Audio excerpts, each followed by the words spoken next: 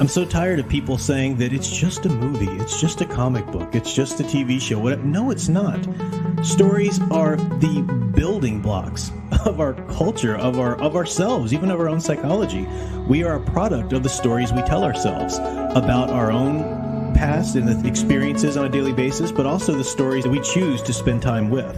What types of values or feelings or whatever are they promoting? What types that we like to spend our time around? They're going to shape us. They're going to shape our personality and character, and they're going to shape our perception of the world and the acts and behaviors that we put out into the world. And people don't understand that. They go, it's just a movie. It's just this. I can like and promote whatever I want. Well, of course you can, but you should pay attention to the responsibility that you have. Consume stories responsibly. As a member of society, as a human being, responsibility to yourself. Consider the consequences. You need some balance. You need some certain criteria that is going to make sure you're promoting the right kind of works, or at least have thought through the type of work that this or that story is going to do in our culture, and then make your own decision whether or not that's something you want to support. Consume stories responsibly. Consider the consequences. Consume stories responsibly.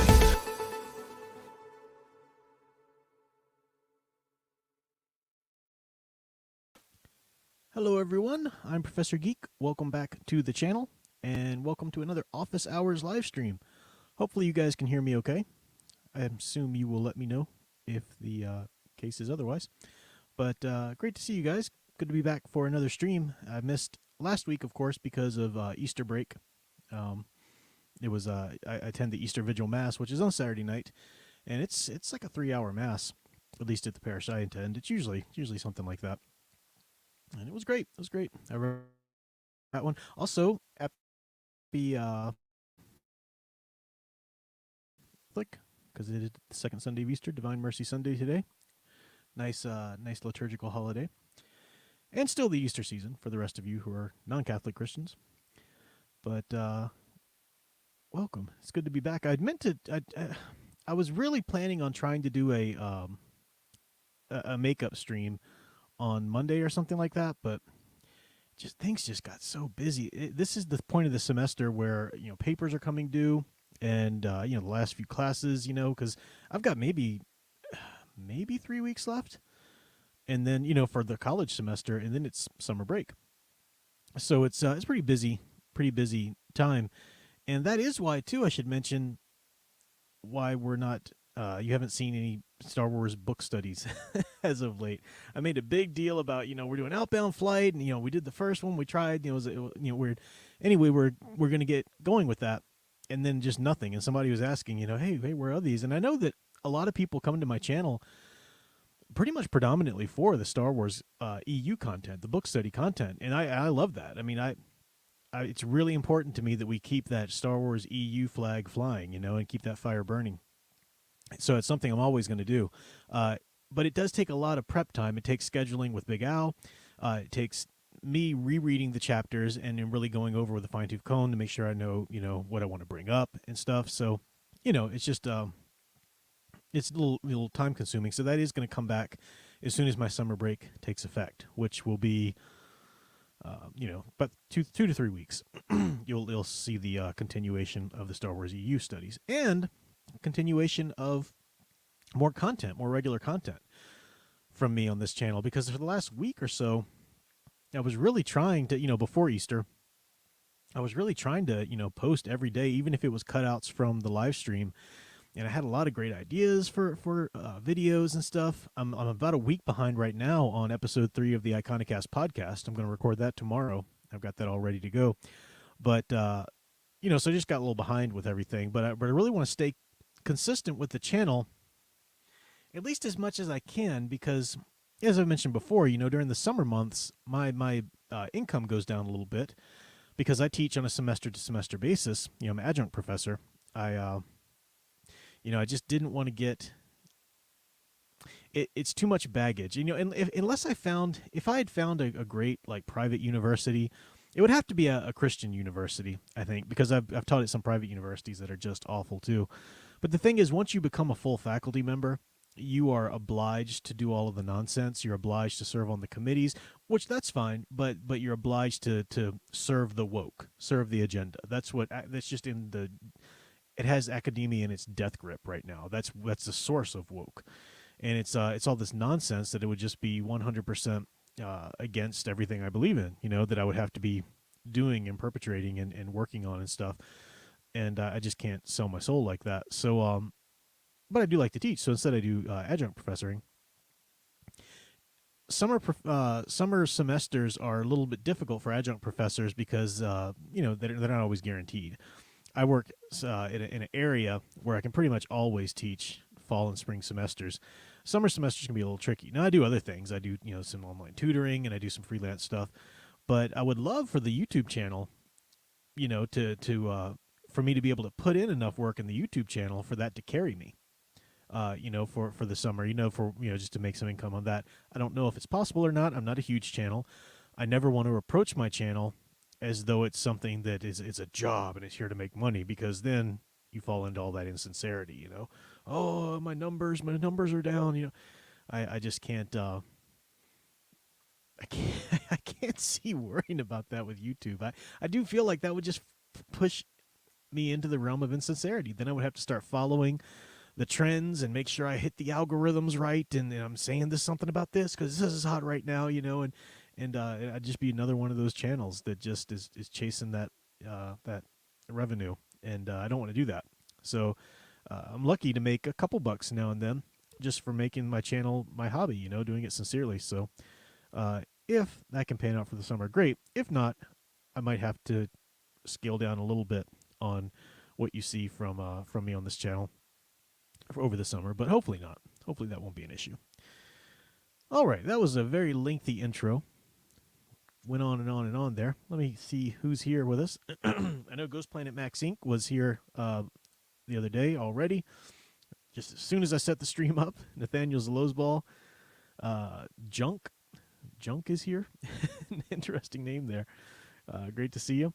Big Al Presents popping in. I don't know if you're still here. No, probably not, because you got your own rewatch thing going on. Leia Plus Size, great to see you. Of course, my dear sweet sound engraver. I just love my wife. Man, so lucky. So lucky. Darth Enigma, welcome. Let's see who else is here. Guyvart, just saw the Godzilla Kong. Yeah, that's great. The new Empire. I really do want to see that. I don't know if I'm going to see it in the theater, though. I'd like the theater experience, but I still haven't seen Frozen Empire, and I kind of wanted to see that too, for good or bad, whatever. I just can't bring myself going to the movie theater anymore. People are just a plague in the movie theater. It's like culture's so far gone, from the days when people actually had basic courtesy, and stuff, and it just I might have to wait for those. Although a lot of those films, they are not necessarily hitting Blu-ray or DVD quicker, but they are at least hitting a streaming service quicker. Like, I'll see a lot of movies on Amazon Prime will show something like, oh, you can watch this movie now that was, just in the theater like last week or something. So maybe I'll be able to see it soon. Or maybe, who knows, I'll get some free time and get off my butt and go to the theater. Who knows? But, I always have to go like on a Tuesday first showing or something, and who wants to wake up for that? Welcome, Samuel Proctor. Great to see you. Divinital Kayan, Studio Super, Crispy, Slav. Good to see you there, channel members. So, yeah. Don't want to just go here and mention everybody because that would be a while. But, yeah, the EU book studies are coming back, Auditor Dread. So, yeah, good stuff. All right. Well, without further ado, unless I'm missing anything here, tonight we are going to return to my little series there on giving a refresher course on the archetypes, because it's something that I base my channel on, which is based on my own scholarship. And it's the last one, it was 2 weeks ago, but it was the last live stream I did, last hour stream I did. People seem to respond to it pretty well. I should say too that this is my area of scholarship, and that being said, we're dealing with categories and we're dealing with archetypes. There's not like one single master list that you can go consult for all of the archetypes. I've been on like people's channels before, for example, and they wanted to interview me about this, and they've just gone and like Googled archetypes or whatever, and they say, okay, what about the such and such? I'm like, what are you talking about? And as with any field, if you've got different scholars working on it, they're going to have some differing categories and whatnot, and then they try and make a case for why those categories are, should be the ones that to be applied. Now, the categories that I work on I didn't make them up. Some of the terminology I use might be specific to me, but they're pretty timeless, especially when we get into the sub-archetypes, like the trickster. I mean, the trickster is just a known archetype, whether you're looking at mythology or whatever. Now, the terminology I do use and the specific lens that I put on it is I'm trying to look at specifically the way these archetypes play out in terms of superheroes. So not just characters in fiction in general, not necessarily just mythology, but superheroes in particular. Michael Scimbati there, thank you for the super chat, $1.99. What is your favorite Joker story? Interesting that you mentioned that. I don't think I could point out just one, but at the end of tonight's stream, I'm going to talk about the origins of heroes, and I am going to give a little caveat to the origins of villains as well. And the Joker will come up. So good. I'm not trying to like not answer your question, but it's a hard one. No, it's not the Killing Joke. The Killing Joke is an interesting story. I don't know if I'd have loved it if I was really actively reading comics and not have just been a child when it came out, because of the darkness that it kind of brought into a lot of comics. But in hindsight, now I can look back on it. It's a very artistically done story, and I appreciate the fact that it doesn't really nail down the Joker's origin. That's the thing. That's the key with Joker's origin. You can't really nail down an origin. It goes about as far as you can in doing that, and then saying, but hey, that's today's origin. Maybe tomorrow I'll remember another one, We'll talk about that. But thank you for the super chat. I appreciate it. And it's a good point. We will definitely talk about that. All right. So,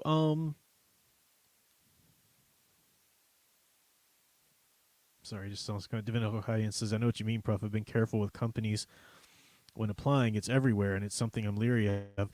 Yeah, the woke stuff and everything. It's especially with teaching. I was talking to Sound Engraver. I don't know how long I'm going to be able to continue to teach college courses. Again, because I don't really have either a private or a Christian university or something like that near me that doesn't really do all this nonsense.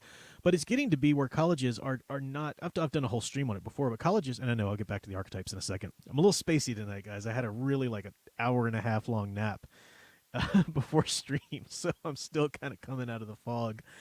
But colleges aren't there to teach anymore. Colleges aren't there to provide an education. Colleges are there to keep the students engaged with the course so they can get paid. And they're happily willing to saddle that student with a bunch of student debt in order to do that, or milk rich mommy and daddy for whatever. It's to the point now where the college administration or the college entity will come after the professor if the student's failing. It's gotten to that point where it's like, well, I mean, they actually tell you when you're crafting syllabi now, remember that due dates and attendance policies, they're often an impediment to student success. So, see what you can do. What do you really need? And then everybody and anybody has their special accommodations. Which again, the idea is fine, but now it's to the point where, I have anxiety, so I can't be called on in class. Don't call on me in class. And that's like documented through the university. You can't call on that student because they have anxiety. I can't take notes because I have, this learning disability, wherever. I can't really take notes. So can you provide me the notes? No. How about don't even take the class? That you're clearly so disabled that you can't even take the class. So how about we just give you a grade? That's really what it amounts to. So teaching's kind of a joke now.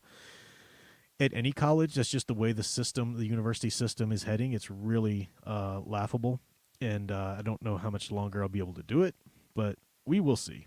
We shall see. Okay. that was a tangent. Let me get back to the refresher on the archetypes. So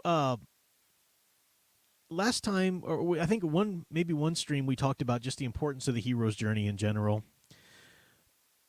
The hero's journey is also called the monomyth. Just recapping here a little bit.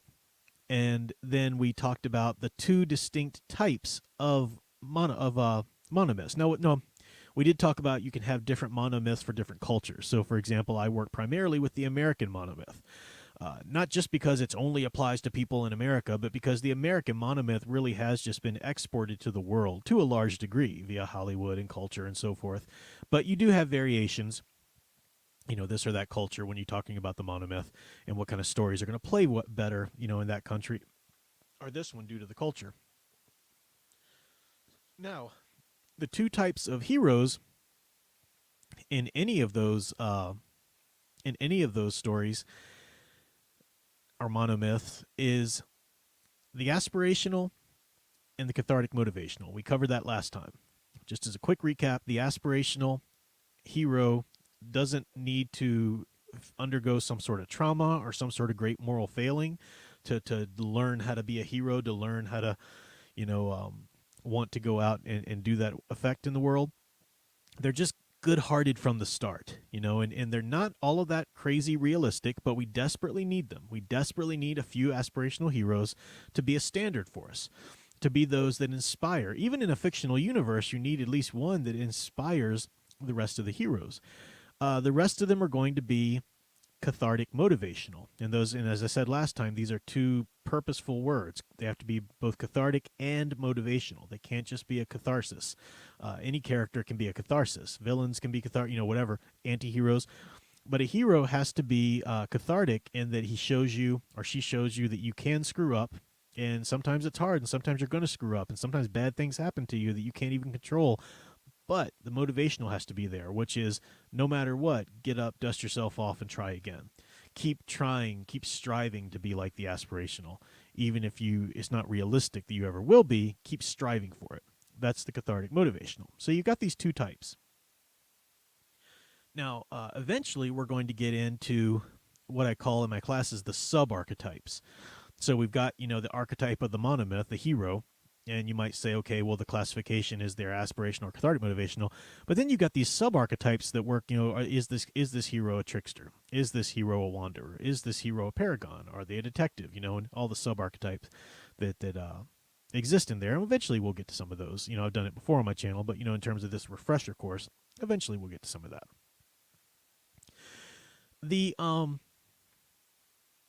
Before we do that, though, since we've just kind of freshly talked about the difference between the aspirational and the cathartic motivational, we need to talk about the origin stories of heroes. And that is obviously what the stream is named this time, the origin stories. And what are the key elements? What are the parts of a superhero origin story?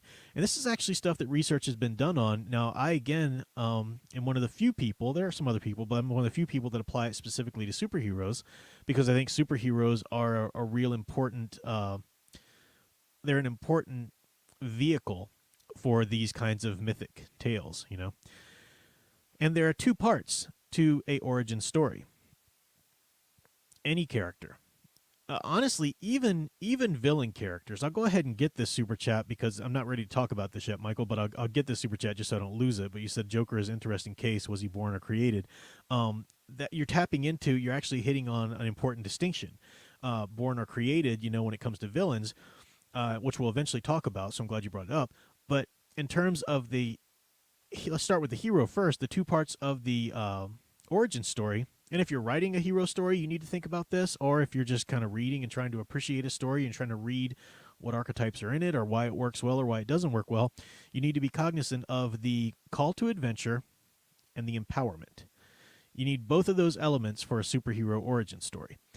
And to some degree, they're basic hero's journey stuff, right? I mean, the call to adventure is a basic step in the hero's journey. At some point, something needs to happen or something needs to call this character out of their normal everyday life and to go have this adventure. There needs to be a crossing of the threshold and everything it's called.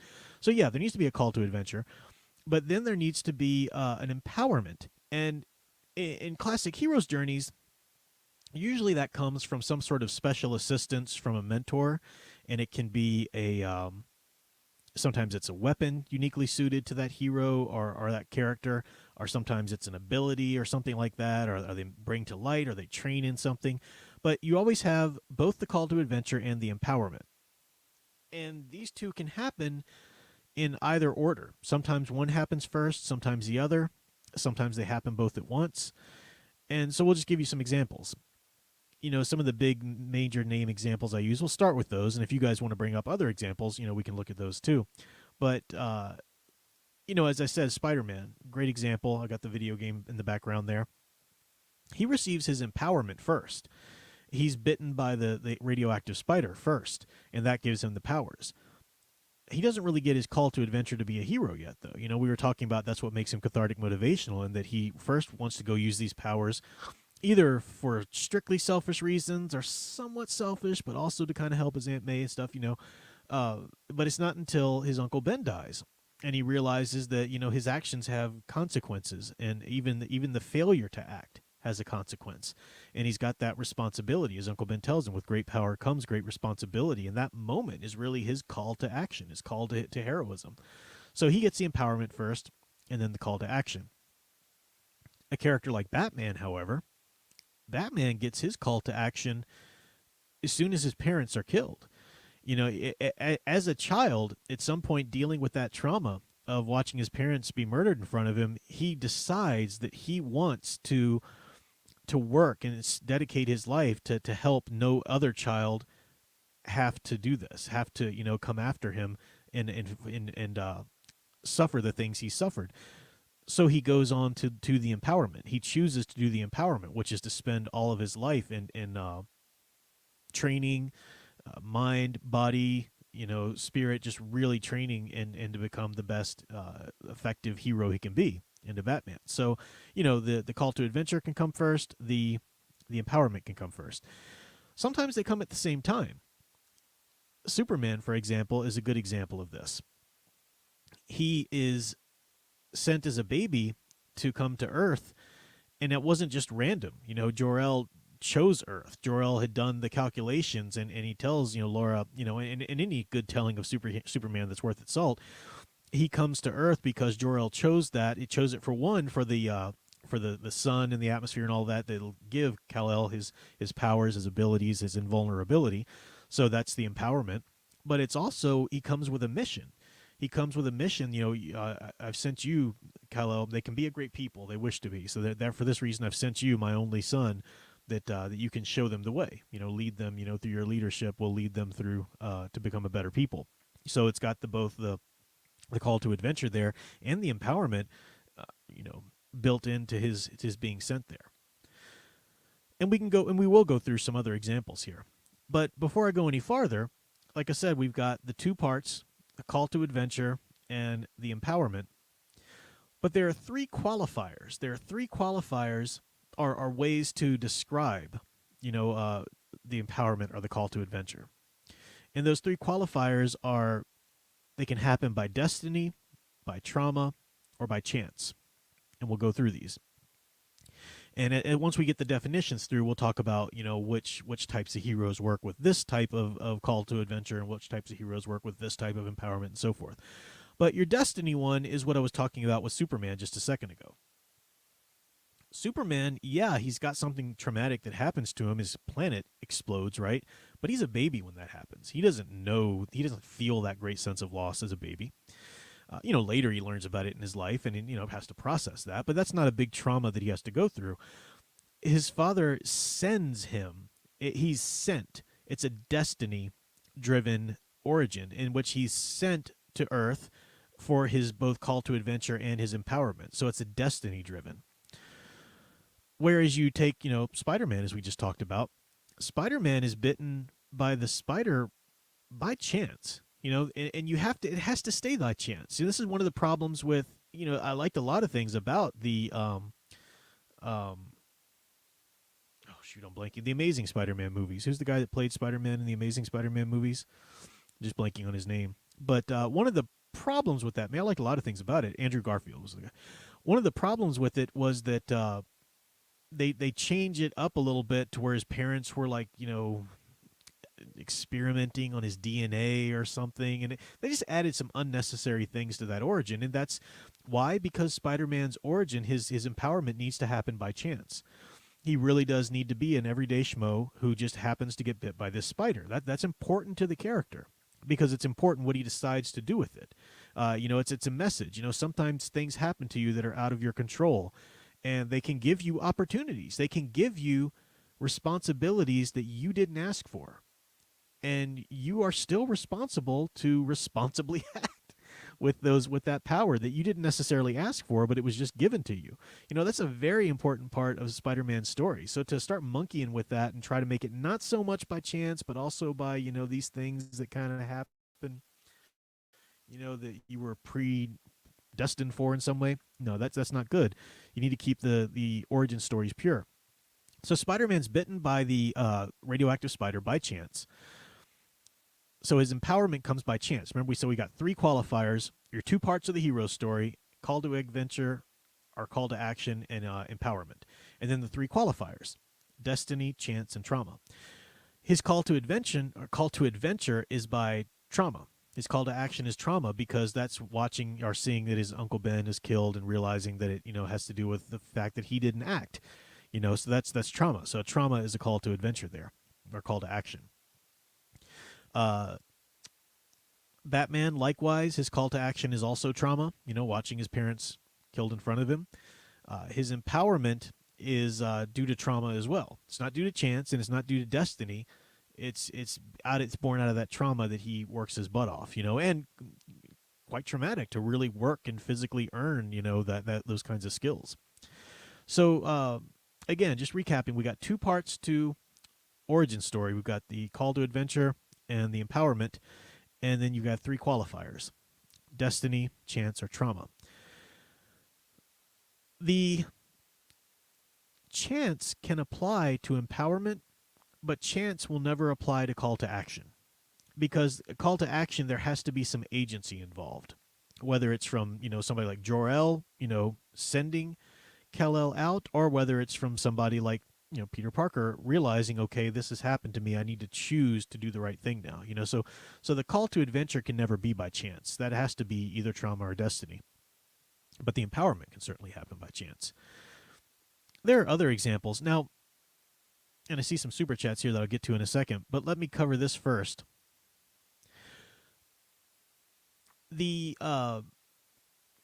Remember, we have 2 basic types of heroes: the aspirational and the cathartic motivational. The aspirational has to be destiny driven. As I said, Superman there has to be destiny driven. Their call to action has to be destiny driven. You can't have a trauma call to action, because then you wouldn't have an aspirational hero. By definition, the aspirational hero is good from the start. They enter into this story, this journey, pure. They want to make a difference there. Whereas your cathartic motivationals need to usually be responding to a trauma of some which way. Wonder Woman's another example. And this is one of the reasons why Wonder Woman, recent movies, just totally got her completely wrong. She doesn't run away from the island with a boy. She doesn't run away from her mother with a boy. That's ridiculous. That's absurd. And people keep trying to say, no, it actually works with the movie. No, it doesn't. Stop trying to pretend that everything new has to be great. It was a horrible choice for her character. She's supposed to be sent as an ambassador from Themyscira to the outside world. That's what she's supposed to be, and she wins that contest, and that's her call to adventure. It has to be destiny driven. Her empowerment too has to be destiny driven, because she was when she was born, when her mother molded her out of the sand, the gods imbued her with different gifts. And that's the way that works. She's not Zeus's daughter or any of this nonsense stuff like that, or are destined to be a god killer or something like that. Garbage takes on the character. Why do people try to defend this Gal Gadot nonsense Wonder Woman? She's given these powers by the gods, and she is sent to man's world to be that ambassadoress, and that's destiny driven. So the aspirational heroes have to be destiny driven. Captain America, again, he the war happens, and he's just good at start. He wants to go make a difference, and his empowerment comes because he's earned that. He's destined. He's chosen to be in that experiment. Dr. Erskine chooses him because he already exhibits those traits. It's his destiny of sorts to be given those powers. So aspirational heroes need to be destiny driven. But the cathartic motivational heroes, they can be, they're going to have trauma for their call to adventures, but their empowerments can be a little bit destiny here or there, depending on who the character is. Some other examples, Green Arrow. Green Arrow is a spoiled little rich boy, a brat, and trauma leads him to be shipwrecked on this island. And the trauma of living on that island makes him learn, to survive, learn to, use the bow and learn all these things, depending on the telling of the story, and he uses all those things when he comes back. So, and he's cathartic motivational hero. So it makes perfect sense. So, I've had people who have asked me to developmentally edit their stories, their superhero stories or whatever, and they'll say, I really want this character. I want this character to be a beacon of hope to everyone, really, truly inspiring everyone. And then they tell me their backstory of their character, and the character, has this tragic backstory, and they made mistakes and all these kinds of things. And I say, okay, well, you're dealing with a cathartic motivational hero then. And that's okay. Cathartic motivational heroes they absolutely can inspire people. That's one of the things that's in their name. They should motivate. But they can't be the beacon of hope. They can't be the He-Man or the Luke Skywalker of your universe and also have this tragic past. It just doesn't work. Those pieces just don't make that recipe, So, it's interesting. It's important to learn these parts and know what you're doing as you put together your hero stories. Got a super chat here from Studio Super. Thank you so much. Said Samurai Jack, call to action when Aku invades his homeland, sent off as a kid to train in many cultures until adulthood, and earns the sword of righteousness, returns to fight Aku and liberate his people. Yeah, I haven't. I remember watching some episodes of Samurai Jack and really quite enjoying it, but I'm not as schooled as you are on it, so I need to go back and really watch those episodes thoroughly for myself to be able to, 100%, get behind you on that. But it sounds good. What you're saying sounds great there. So, thank you for that. Isaiah Parks says, with great power comes great responsibility, is similar to the biblical verse, to much is given, much is required. Exactly. Yeah. To whom much is given, much is required. Yeah, definitely. It's not an Uncle Ben original sentiment necessarily, although Stanley definitely put that great wording on there. So yeah. Channel member here, Samuel Proctor, says, I think the Gal Gadot Wonder Woman is commonly defended because it was more fun than the previous DC movies. It was a breath of fresh air. I'm not sure they think that much about origin or change. That's the thing that drove me crazy. You're absolutely right. And that's the thing that drove me crazy. And it's still the thing that still drives me crazy about moviegoers now. Well, at least it's not this. People like, the Mario movie wasn't woke at all. Okay, that's your only standard? I mean, and maybe you've got something you like about it or whatever, but and that's the thing. They're like, oh, but and they were doing that with with Shazam too. He's supposed to be Captain Marvel, but Shazam. Oh, that movie's actually a DC movie that's fun. Or Aquaman. I made a video talking about all of the problems with this crap Aquaman take and Jason Momoa, and this is a garbage movie and garbage take. I was laughed to the ends of the earth because in that moment. Now later people are like, and same thing with the Joker movie. Later people are like, yeah, you kind of, I kind of see what you're saying. But in that moment, people want you to shut up and let them just celebrate. Oh, this is something, that's better than what we had before now. Yay, everything's fixed now. And no, you're still working from a busted premise. So, yeah.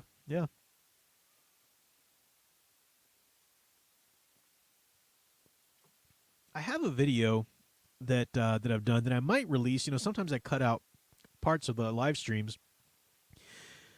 and put those up. I have an unlisted video from back in the day in which I give the whole spiel there about origin stories, and I actually have some terminology on the screen, and I give you I think I might re-release that one this week instead of cut this out from this stream, because it's got the terms up there. It's got some visual aids because we are dealing with a lot of terms and everything, you know. But just to recap before I get into the villain thing, we've got the two parts to a hero's origin story. You know, so if you're writing a hero, you need to think about this. What's their call to adventure? What's their empowerment? And these need to be very clear for the reader. You know, this is one of the reasons why I've said before, I'm having such a hard time getting into the Ripperverse. And it does seem to me that everybody who truly desperately loves the Ripperverse doesn't really love the Ripperverse. They love the fact that Eric July did this. They love the fact that he's putting these stories out. They love the fact that he's successful, coming, you know, not from the traditional realm, and that's great. Hey, I'm pro all those things, but the story has to be there. No one knows a darn thing about even Isom after 2 comics. You still don't know crap about his origin story or what, you know, these things and stuff, and exactly how the powers work and all of this stuff, and same thing with all the characters, and you need to have this nailed down and presented to the readers. Yeah, you can start in medias res, which is starting in the middle of the action, but you don't just keep rolling without filling the readers in. That's bad writing. You need to let the writers know what's going on. And you know, whether it's the new one, whether it's Wonder Woman being a little lighter than the other stuff, that'll take the story a little bit, but it's not going to take the story, you know, so far and really cement it into the public consciousness yet, because the story's not there. And I'm worried the same thing's going to happen with the Ripperverse. It's all the rage now because, you know, of all the stuff around it, you know, of all of the circumstances and whatnot. But if the story's not there on a universe level, then it's not going to be anything that really lasts in people's mindsets. You know, so it's just something to think about, you know, as you're writing or crafting your stories. See another super chat here from Studio Super. So I also think people are lenient with the Wonder Woman movie because unlike Bats, Soups, and Spidey, they aren't as familiar with Wonder Woman and therefore aren't as sensitive to deal breakers as the others. That's a great point. I was saying, you know, when that Wonder Woman movie came out, and I was trying to, you know, I did so many videos really just giving people the ins and outs of her character. She stuck with us culturally for so many decades, not just because she's a woman wearing a superhero costume. And that's what people treat her as. You know, that Wonder Woman movie, whether you're looking at Zack Snyder or the woman who directed the movies, she's portrayed as the phallic woman, not a heroine. She's a phallic woman. That's a completely different archetype. And it's a sacrilegious archetype when it comes to Wonder Woman, because she's not supposed to be that at all.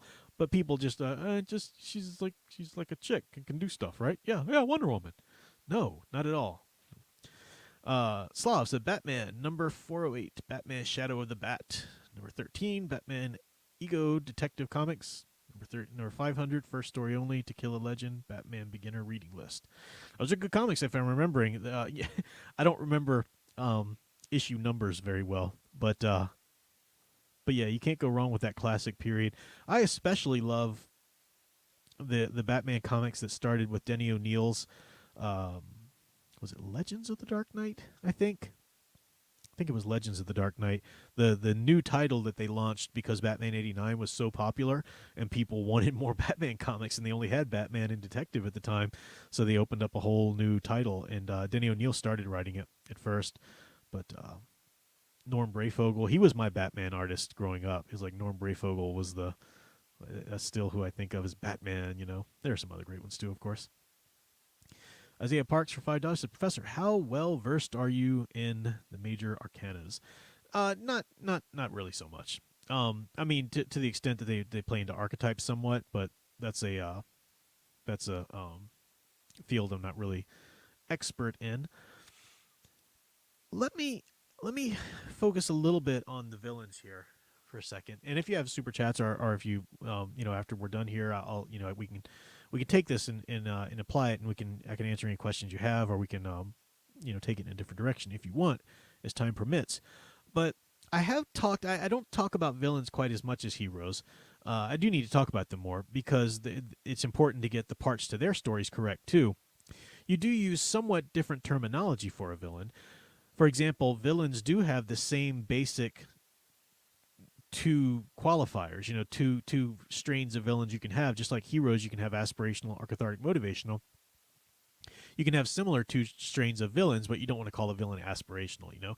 You can have a villain as an elemental evil, meaning that they are just bad from the start. There's no trauma that they went through. There's no they're just evil. They're just incarnate evil.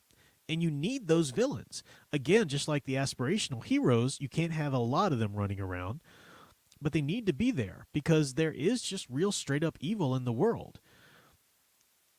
And a lot of people don't want to think about that, and a lot of writers fall into the trap of giving all of their villains these sympathetic backstories, and they make them the sympathetic villain or the tragic villain, And tragic villains are great. They do serve as a warning, hey, don't do that. Don't respond like that to traumas and whatnot. But they are not the be all and end all of evil. And let me come at this and illustrate it in a certain way. I'm going to read a clip or a little paragraph here. This is a paragraph from Pope Paul VI. He was talking about Satan. And it's so we're getting a little theology here, but bear with me because I'm gonna apply this to fictional characters and the creation of characters and why I believe you need those elemental evil heroes. Now, what he's saying here, the wording that he uses, you can't really apply theologically all together because to some extent, we don't believe, we're not Taoists, right? We don't believe that that Satan is the equal to God, the equal evil to God's equal good, right? We don't believe that. To some extent, anything evil is a corruption of what it should be good. But in the extent of from our earthly perspective, I think this is a lot of truth to this. So let me just read this little paragraph here and think about it in terms of villains, in terms of, the types of villains you'd put in stories. And this is from Pope Paul VI, his 1972 address. He says, "Why do we not speak about the devil anymore? We do not speak about it because we lack a visible experience. We believe that what we do not see does not exist. Instead, we fight against evil. But what is evil? We are speaking of evil as a deficiency, a lack of something. If someone is ill, he lacks health. If someone is poor, he lacks money, and so on. This is not the case when we speak about the devil. That is why this is a terrible reality. We are not dealing with a deficiency, an evil caused by a lack of something. We must realize that we face an efficiency that is evil in itself, an existing evil, an evil that is a person, an evil that we cannot classify as corruption of goodness. We are speaking of an affirmation of evil, and if this does not frighten us, it should." This exists in the world. There is evil in the world. However you contextualize it or believe it, from your worldview or religious perspective or whatever, evil exists in the world. Some people truly give themselves over to evil, and it's a choice. I mean, maybe they've had bad things happen to them, but it really is an elemental choice. Evil exists in the world, and we can't just have every villain run around with but they had a hard life. Oh, but it was a hard time that they had. This was the biggest crap problem with the Joker movie. This is why that Joker movie is straight up trash from beginning to end. And everybody pretends and tries to, no, but it doesn't glorify what he does. It does. He is a protagonist of the movie. It doesn't have to give him a gold star for doing it, but it must. For you to keep going with that film as a viewer, you must engage with the protagonist. You must root for them. You must sympathize with them, or it doesn't work. He shouldn't be the protagonist then. So stop trying to tell me, no, it doesn't make him sympathetic. No, he's the protagonist of the film. Shut up. That's a garbage take on the Joker. This is how Killing Joke, we talked about that earlier, just barely kind of skirted this issue by the backstory it gave for the Joker wasn't really, maybe it's his backstory, maybe it's not. Now, the Joker's an interesting character. He should be an elemental villain. And you might say, well, how can he be an elemental villain? Because he's a human. He's not a superpowered being. He's not an alien or another dimensional, he's humans, and humans do have tragic backstories. Yeah, but this is fiction. It's kind of like the first Halloween by John Carpenter.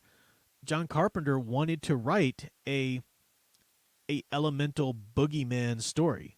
Evil exists in the world, and this is an evil. This child, Michael Myers, is elementally evil.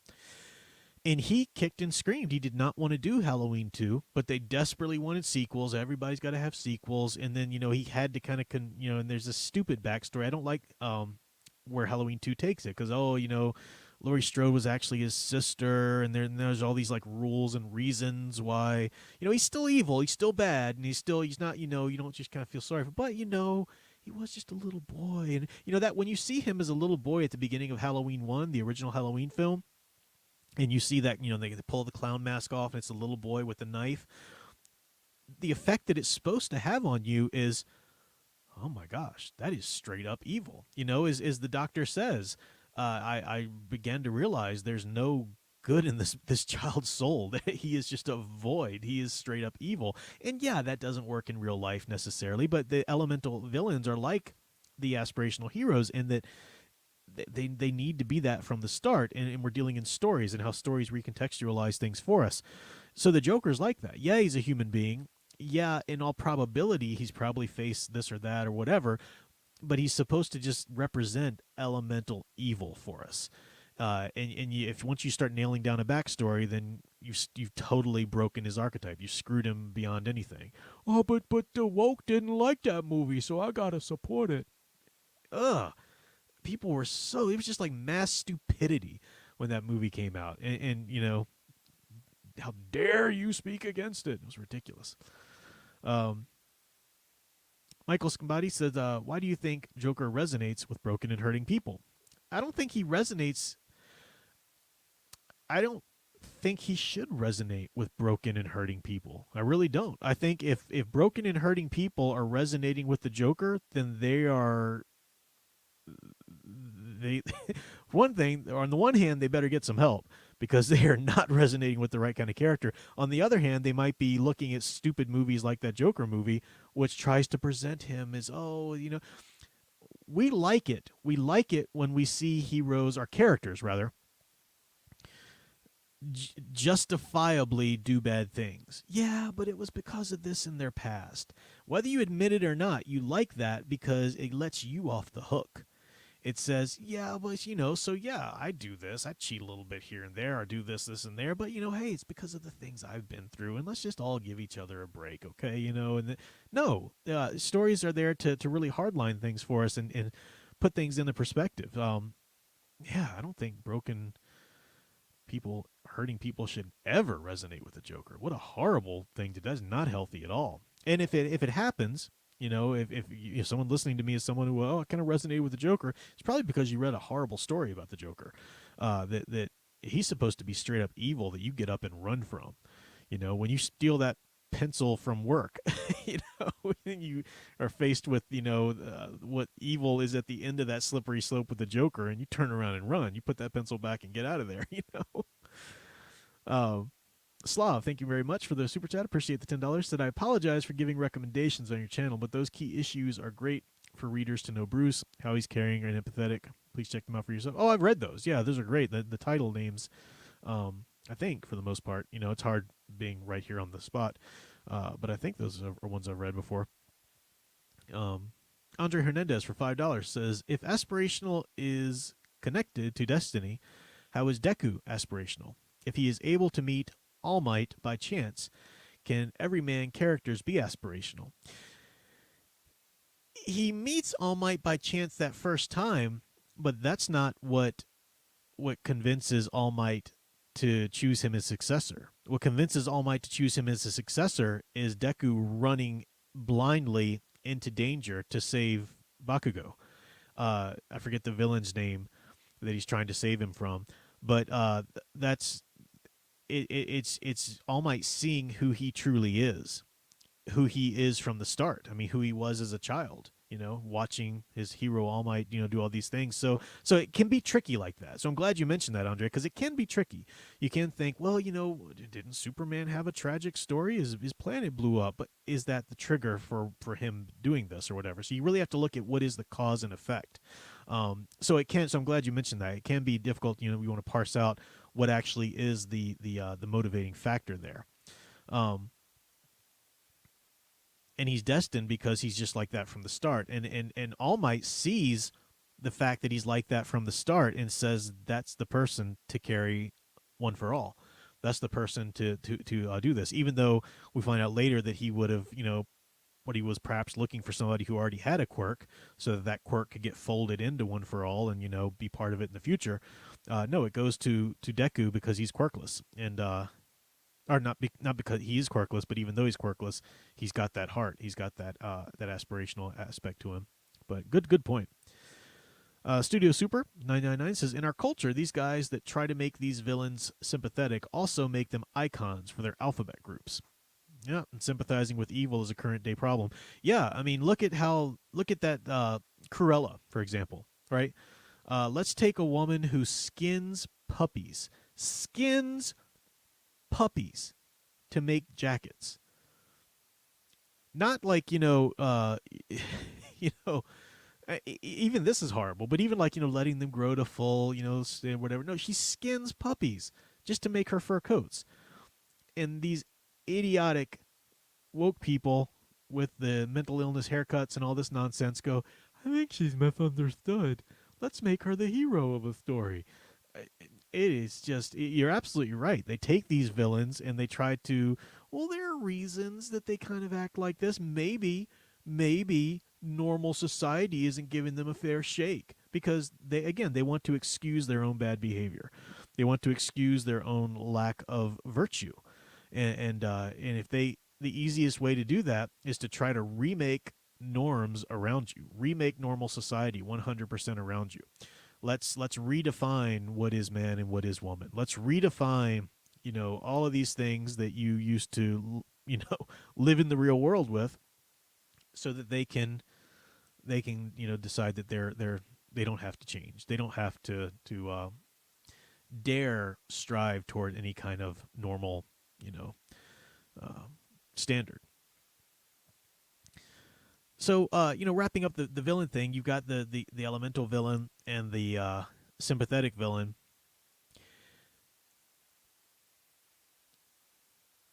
Villains are never really going to happen by...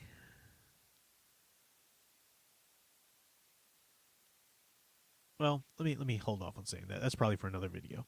In terms of the qualifiers, applying the qualifiers to the villain story, so their call to adventure and their empowerment, destiny, chance, and trauma. I mean, there is, it's traumatic villains are great, and but they're there to serve as a warning. Don't do that. When Batman the Animated Series really developed Two-Face, and now you've got a character who fought.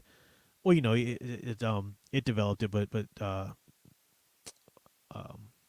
Long Halloween developed it before that. But you've got a character who really is trying to do good, and just sees the evil of it, and eventually falls, and then the acid in the face and everything, or however it plays out, according to the telling, fire or whatever. But you've got this aspect to it where it's something bad happened to me, and now I just decide that there's no point to anything. It's all by chance. The whole world is just a toss of a coin, because something bad happened to me, and I can't bear to conceive of the world otherwise. So now it's just, well, I'll just kill you if this coin tells me to. You see how ridiculous. Now, it's a great character, and it's written really, really well when done well, but it's there to show you how absurd that sounds, so that when something bad happens to you, yeah, it sucks, and maybe it's really bad, and it really sucks, but you can't let that alter your whole worldview. It's like a petulant child reacting to trauma, Guy Vart, man, thank you so much. What a big super chat there. Really appreciate it. He said, in my Embers of Retribution story, there is a race called the, hopefully I'm pronouncing this right, Komobra. Reptilian humans who are thieving murderers. They're enemies of both humans and the Lupenico. They love raw meat and hate apples. They're definitely evil. Well, it's interesting that you make them reptilian, because, that plays into the whole evolution of humanity, or the idea that, when we say that somebody's got a reptile brain, or they're thinking with their reptilian stem, that you might have heard that phrase before. It has to do with, the brain stem being just your basic eat, sleep, sex, cold, whatever, just your basic motivations of physical motivations or whatever to stay alive. And the idea is that, well, you've evolved into higher brain function and realize that, hey, how about self-control? How about humanity? How about virtue and stuff like that? So reptiles. That's why reptiles are often, reptilian bad guys and whatnot. So you're tapping into some good imagery there, definitely. But appreciate that. I look forward to the story, Embers of Retribution. Are you any closer to? Are you working on it now? I guess. Studio Super for $9.99. Thank you very much. Says by sympathizing with these villains, they admit they don't believe they have a will. They believe they are nothing more than passengers to life's circumstances. They want to be treated equally, and that's the point. I mean, look at Batman. Batman's the great example, or any cathartic motivational hero that's written well. A great example. Something horrible happened to Bruce Wayne. And he chose what psychologists call positive activism. He chose to dedicate the rest of his life so that other people won't have to deal with that, or to help others who might be, on the way or already dealing with that or whatever.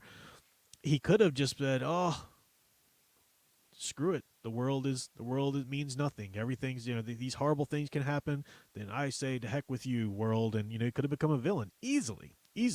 And that's why the cool thing about Batman is that all of his villains written well should be kind of dark mirrors of him, and that they chose the wrong way where he chose the right way, So yeah, we'll put Arcade Burns for $5. Thank you so much. Said, "Hi, Prof. Glad I could make a show. Worst is the constant unearned villain redemption these days. It reeks of a warped kind of deathbed conversion." Yeah, I agree.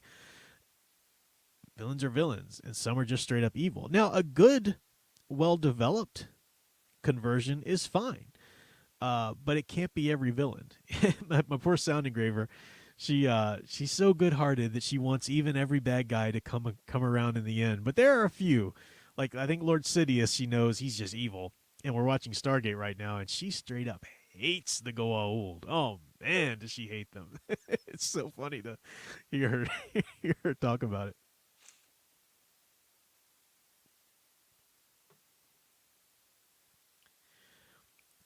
Yeah, Guybart. Yeah, some of Batman's villains. You said if there's one villain you can see have a redemption arc, it's Two-Face. I mean, you want him to, right? You want him to, and Batman himself wants him to, and those are good character motivations. I like, in terms of Batman villains who actually had some kind of actual redemption, I stopped following it because I didn't like I didn't like where they took, Batman DC's Rebirth didn't stick. They ended up, tanking it again.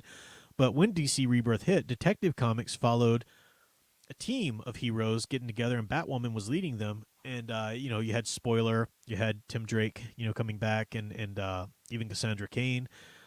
But you also had Clayface. Clayface had been a redeemed, and he was trying to do some hero work, and that was actually pretty cool. I didn't know how I'd feel about that, but I think you could really go deeply into that. I don't think the comics ever did or got a chance to, but I think you could go pretty deeply into that, this character who can be anybody. Doesn't have to look himself in the face anymore after he does these horrible things, But in that, he totally loses himself. It's like a little bit of Dorian Gray thrown in there, It's a really fascinating character, and to put any kind of redemption arc on that is pretty interesting. What you're sounding here, Apophis. She hates Apophis. Michael Scambati, thank you again for the super chat. Says, "What is your ultimate Joker story? So tired of everyone saying Killing Joke is the end of all." Oh yeah, I agree. It shouldn't be. Shouldn't be all. Going Sane, Laughing Fish are much better. I'd have to think about it, Michael Scambati. I'm sorry I don't have a ready answer for you. I'm not a big fan of the stories that are just straight up Joker stories. Let me think about that. Let me try and think about it this week, and maybe get back to you soon. For me, I'm not big into villain stories when the focus is just on them. I think villains are there to flesh out the hero story, and not to say that you can't have a good villain story here and there, but I'm not necessarily drawn to a lot of those. So when I'm in the comic store, or, shopping graphic novels or whatever, I'm not necessarily going to draw straight up to one that's just villain centric, unless I've got a really good reason.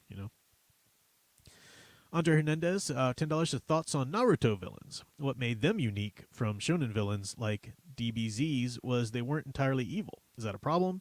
Do you think there needs to be an elemental villain in Naruto? Well, I've still been taking my time with Naruto. I'm not completely finished with the season because I just enjoy it so much, and I'm just kind of letting it always be something I can come back to.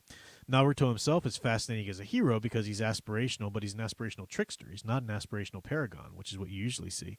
But yeah, a lot of the villains that he encounters, he reaches them in some way, sometimes. I'm thinking of Pain, for example, I really don't know how those villains compare to other shonen villains because the only other, I watched My Hero Academia, I guess, and Demon Slayer. I don't know. It's an interesting point. I would have to do a little more research to give you a better answer there, but I appreciate you bringing that up. That's interesting. I'll have to think about that. Divinital Kayan for $5. Thank you so much. Said redemption is possible until the end, but first must come justice, or it's hollow and corrupt for all. Yeah, I mean that's the whole. That's the whole thing. You can forgive, but if something's been done to wrong you, then a reparation is still owed, right? If you steal $1,000 from me that I needed to pay some bill, and you come to me and say, "Hey, I'm genuinely sorry," I might choose to forgive you for stealing that from me, and I might choose to let our relationship, let our friendship be restored or whatever. But I still am owed $1,000 that I don't have right now, that I need right now. So you would still have to try to work a way to pay me back that $1,000. Even though it's forgiven, even though we're fine, you would still need to pay that back to me somehow. So just because, redemption, real redemption, isn't just forgiveness. It's also atonement. That's an important part of it there. But yeah, we're getting way into the weeds on this now. I appreciate your comment there. I'm just looking at the time and realizing my streaming tolerance here is almost at an end. But I got a few more minutes here. I see that Studio Super's got a part 1 of 2. I'll look for your part 2 here in the chat. But you said, with the elemental villain of my series, I want to base him off Johnny Somali, a live streamer going overseas to wreak havoc and cause mayhem and live streams as he does it. That's interesting. That's who was the villain in the first Spider-Man game? Who she was like, what was her name? She would live stream all of her fights and stuff that she tried to lure Spider-Man into. What was her name? Screwball or something like that? That didn't sound quite right. But that's a cool concept. It really is a cool concept. I see that was 1 and 2, so I'm waiting for your second one here. I'm looking in the chat for you to pop that up. But Screwball. Yeah, it was Screwball. Okay, so I got that right. Thanks. For some reason, it just didn't sound right. Screwball didn't sound right, but I guess so. So I will say this. It's tomorrow, Sound Engraver is going to be streaming. Don't know if she's decided the time yet. Probably 5:45-ish again.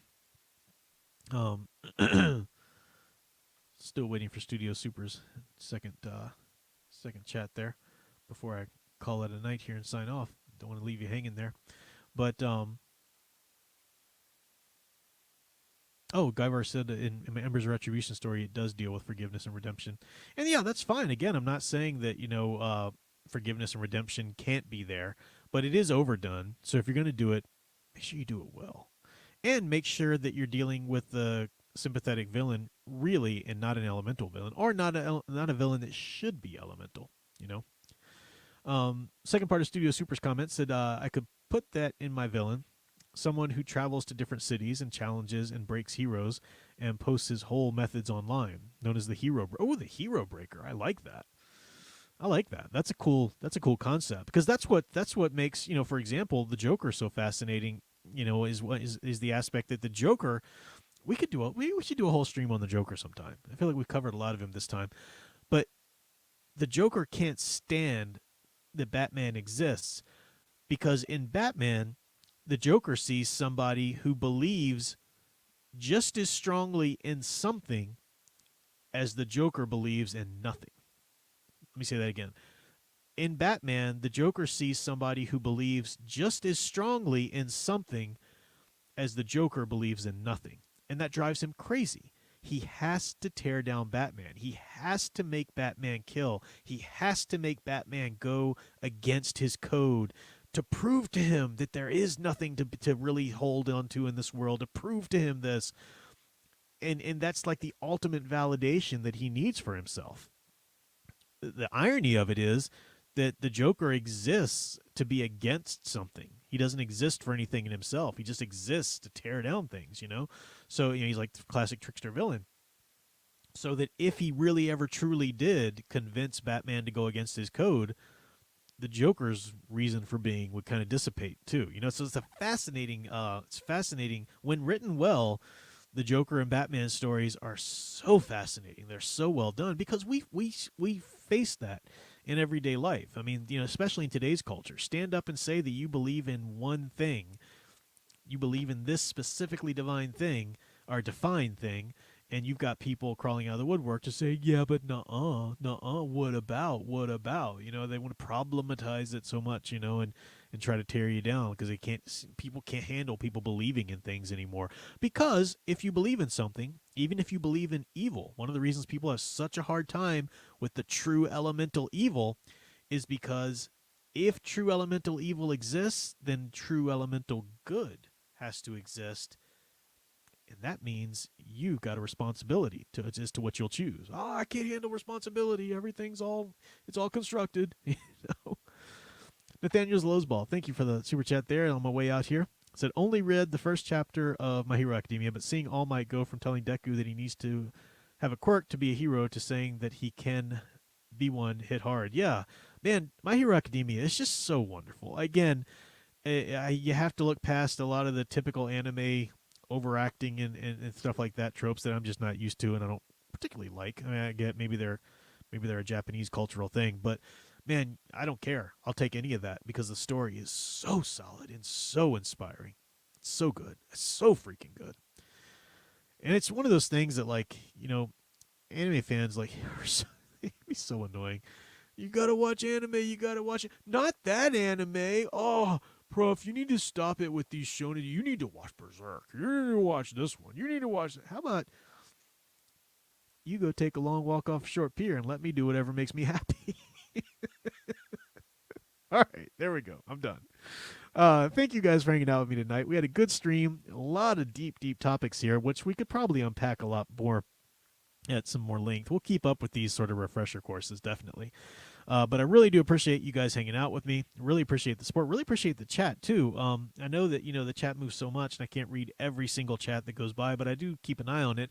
And, of course, the super chats I very much appreciate. Just appreciate you guys, you know, having the conversation and enjoying us this here. Super says, for one last one, he says, my villain wants to show others where heroism leads, whereas my hero tries to inspire heroism in others. That's perfect. You got all the working parts there. That sounds really, really cool. It's a really cool concept. That would sell me on, hey, this book is about this. That would sell me on picking up the book. It definitely would. So good luck with that. Hopefully it works out really well. All right. That's it for tonight, this week. I'll be back with more standalone videos, episode 3 of Iconicast podcast, recording that tomorrow. So that'll be out this week at some point.